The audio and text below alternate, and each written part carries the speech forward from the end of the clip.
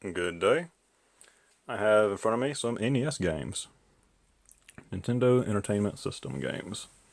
This is not a top 10 list. This is just a list of 10 important games from my childhood that I owned. Not including games I rented. We rented a lot every weekend like most people probably did back then. I just wanted to go over these and point out some of the favorites from my childhood that we owned. The first one here is one I played a lot of. Zanuck, or Zanuck. It's a top-scrolling space shooter. Shoot 'em up. One nice thing about the game is you could actually move your ship the entirety of the screen. You weren't limited to like half or quarter screen or just back and forth on one plane like some games did. Had a variety of different weapon options. They were numbered 0 through 7, if I remember properly. You had several different shield variants. The more you collected, the more they powered up. You had several different shield variants. One that just was in front of the shield, that as it powered up got bigger and bigger, and eventually would encapsulate the entirety of this plane, giving you about a minute's worth of invulnerability.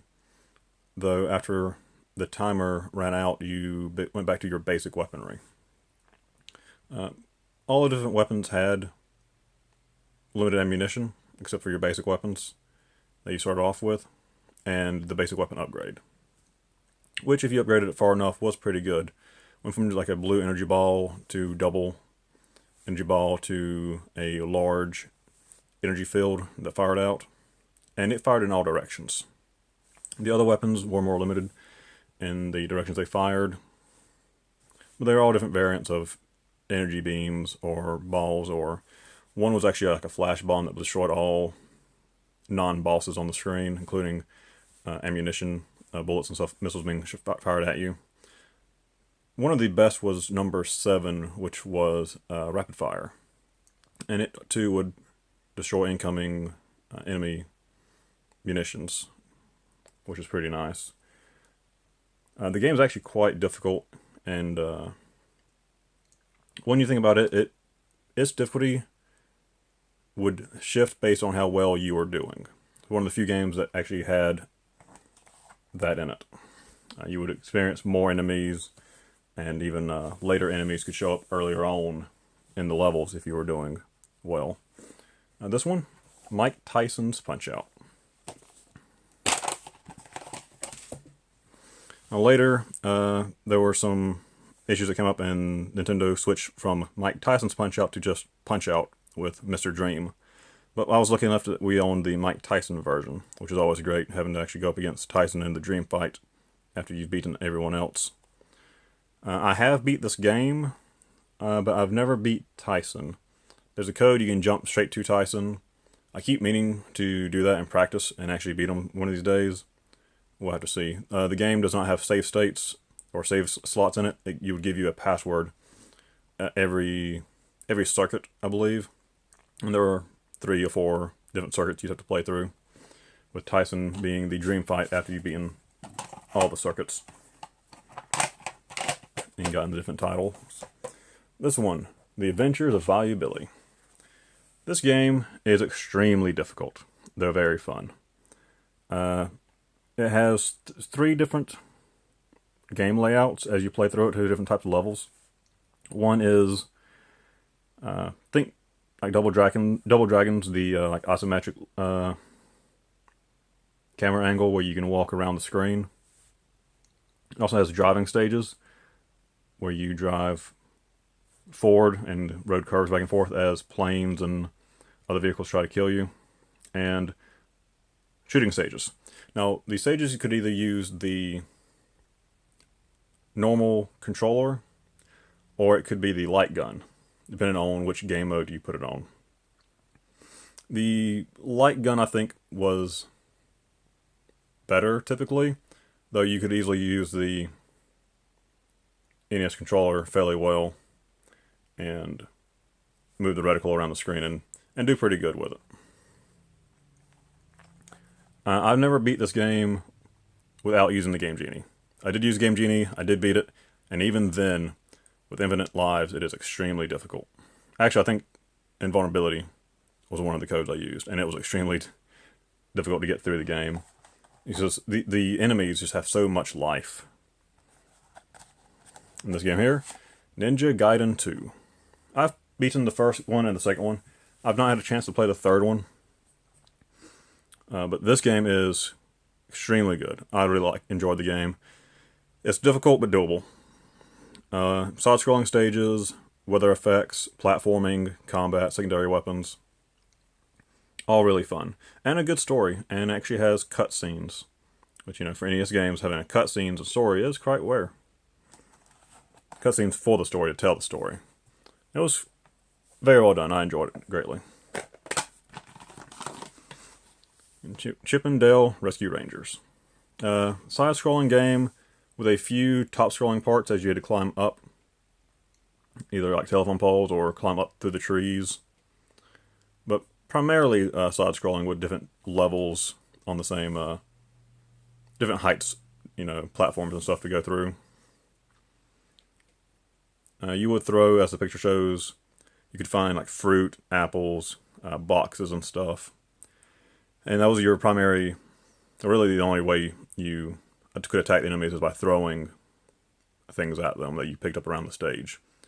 Robot dogs, robot mice. There were kangaroos that threw stuff at you. Ostriches that would throw your boxes back at you. So you had to hit them just properly. And Fat Cat's minions. And even aliens in the game. Shape-shifting aliens that would turn into copies of you. And it's 2 players. You could both be on screen. And they would turn into either of you. I think whichever one they saw first. This one, Final Fantasy. One of the best role-playing games ever made. Especially on the Nintendo. Standard JRPG type game. 4 characters. Different classes to choose from.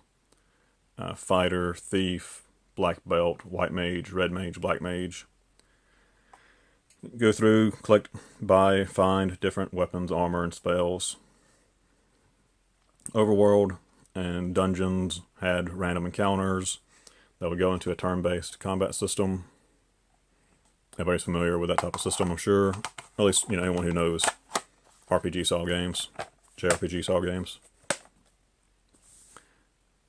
Classic, very well done. Has different bugs in it, such as some of the spells not functioning. You'd cast them, but they wouldn't actually have effect. And the weapons that were supposed to do like extra damage versus different creature types just didn't do that extra damage. But as a kid, we never knew this, so we played through the game, having a lot of fun, just knowing what spells seemed to work the best for the situation that they were in. Teenage Mutant Ninja Turtles, the first one. I've played the other ones, and they are all good. I enjoy this one as well. This game starts off not too difficult, but gets very difficult near the end. Has an overworld where you're just kind of walking around the city looking for buildings to go into and sewers to jump into. There's a little bit of combat in the overworld, but not very much. There's like Foot Clan walking around that you can poke at and they blow up, but primarily once you go into a stage, that is where the real side-scrolling combat begins. They can jump, different heights, they do flips and stuff. Each one has different strength of their weapon.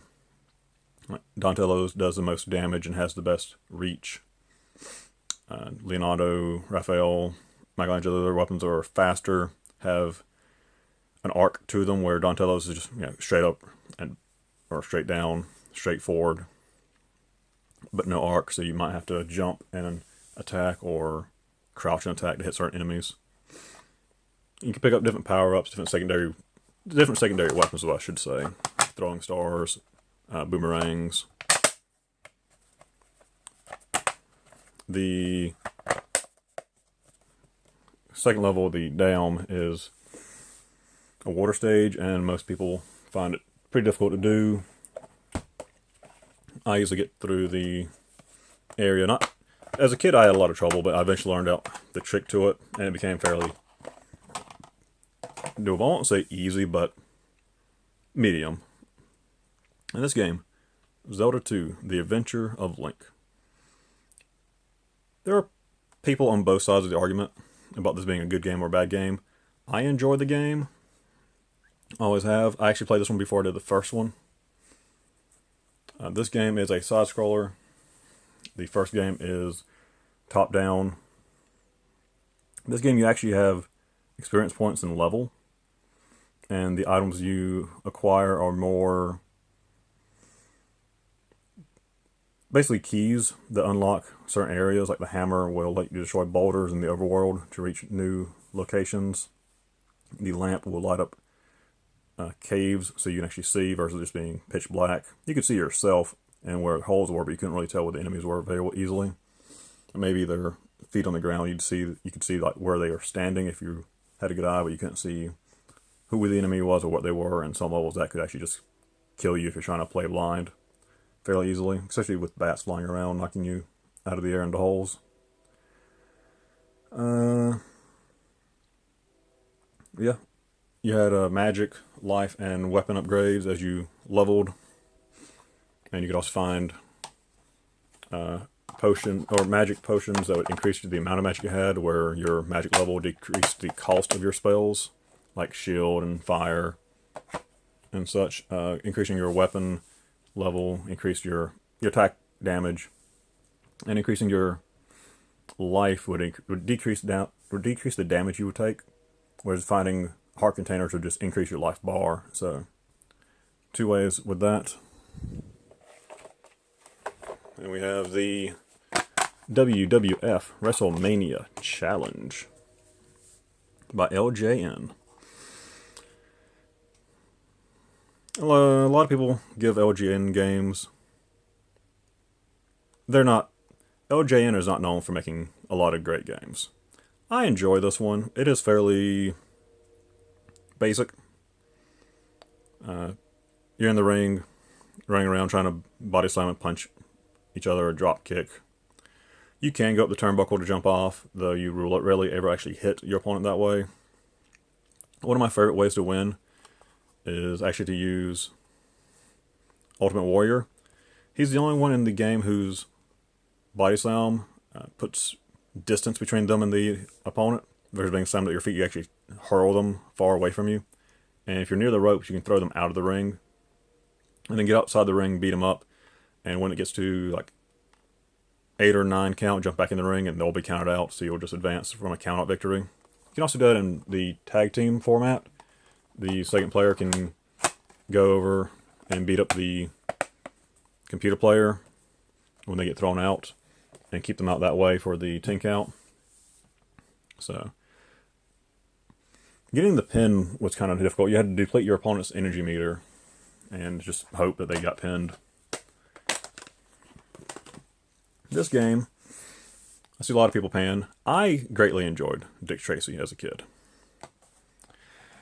Let's see, it's based off the movie that came out in the 90s. The likenesses of the people, the actors from the movie or in the game. You start off with some very basic information about the crime that's been committed. And you have a clue that points you to one location. As a kid, I didn't know at first about the clue too well about how to follow the clues, but then I realized that the clues tell you where to go, either by street location, address, or they point to like a printer, and you can go to the mugshots and information about the criminals. I see that one of them works.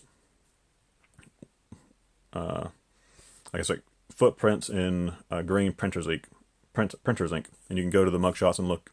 Okay, this guy is at the print shop, so you get the address there, and then drive through the city.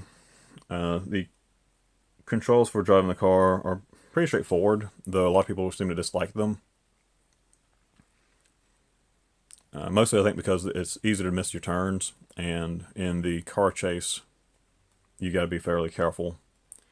And there are snipers on the rooftops that will shoot at you. And if you don't know where they are, they can kill you. But you can get out and shoot around. Get out of the car and shoot at them. So as long as you know where the snipers are, you can deal with them.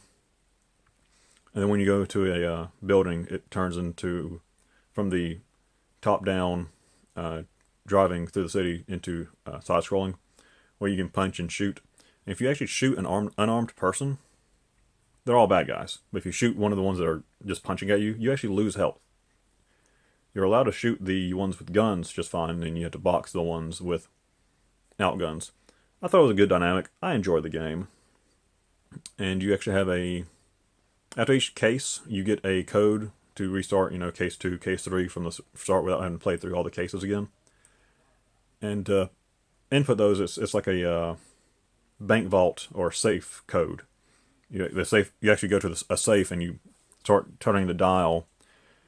If you put in the wrong code, you open the safe and it explodes, booby-trapped. Otherwise, it opens up and you get the file and you go to that case. And you can, when you find the different villains in the game, like No Face and Flat Top, some of them you interrogate the information from. You always have the choice to either interrogate or arrest.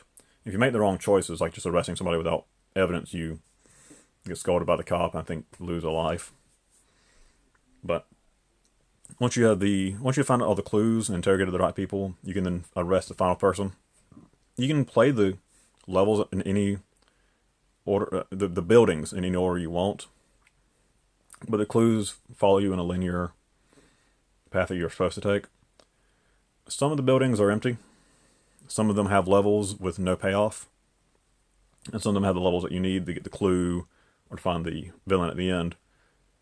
Even playing the ones that don't have clues or villains, the ones that you can just go and collect, upgrades like a super punch. That'll send people flying through the level, which is hilarious. Or, Tommy gun, or tear gas grenades, which kills everything on screen. Or the first aid kit. I think people who found the game too hard were being killed by the overworld snipers. Sometimes the jump controls can get you killed, not jumping properly for a few of the platforming areas. And people weren't properly using the medkits, I think. You can actually go back into the level and keep getting them. I think you can hold at least 2. Maybe you can hold 3. I don't remember the number. It's been a little while. But that's how I play through it. I collect like a couple first aid kits, and I pay attention to where the snipers are in the overworld. And that's how I get through it. I enjoy the game. But these are 10 important games from my childhood for the NES. Games I played a lot of. In fact, at one point when our NES was messing up and would reset the game date every now and then, for the Final Fantasy one, I actually have the manual and the maps that come with it. Overworld map with a few dungeon maps and like a gear chart. And I would just study those during, like the summer. And actually I've beaten Final Fantasy legitimately. I've beaten Dick Tracy legitimately. WWF WrestleMania Challenge, Adventures of Link. I have beaten everything but Tyson.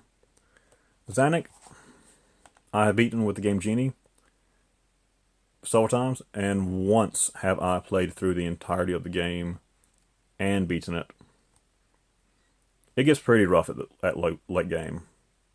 I've gotten to the end of the game many times, but I've only beaten it legitimately once, if I recall correctly. And as you got into, I've been legitimately Adel. It's not too bad.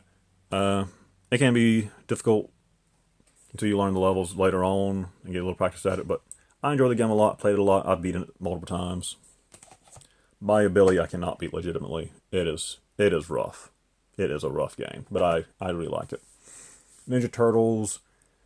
I've gotten to the Technodrome, but I do not recall if I've ever beaten the game legitimately. It's been a very long time, if I have. But yeah, 10 important games from my past. Thank you. Like, share, subscribe. Have a good day.